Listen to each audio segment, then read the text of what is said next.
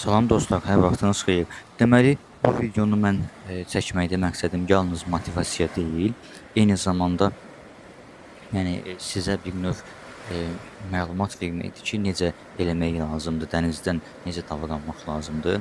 Baxın, burada gördüyünüz kimi mən dənizə daxil olam, amma dənizə daxil olarkən mənim belimdə elə bir şar var, hansı ki, kəmərlə bağlayıram o şarı və bu mənə üzməyə yəni ki, təhlükə vaxtı üzəndə o şardan tuta bilirəm.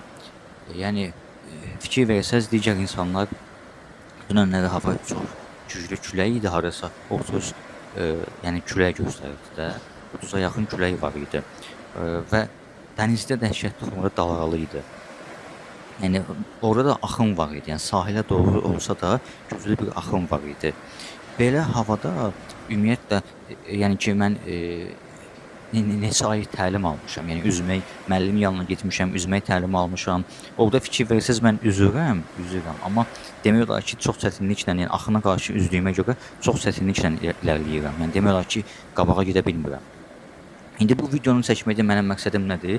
Budur ki, ilk əvvəl əgər siz dənizə girəcəksinizsə, mütləq şəkildə üzməyi öyrənməlisiniz. Yəni 1 ay, 2 ay, 3 ay gedin müəllim yanına üzməyi öyrənin. Ondan sonra mütləq şəkildə üzməyi bilsəz belə, dalğalı olmadı. Mən dənizə girirəmsə mütləq belimə şar bağlayıram. Yəni buna buy deyirlər və o təhlükə vaxtı mən ondan tuta bilirəm. Demək olar ki, indiyə kimi yəni elə çox istifadə eləməmişəm, tutmamışam da. Amma bu demək deyil ki, nə vaxtsa olmayacaq. O sığortadır.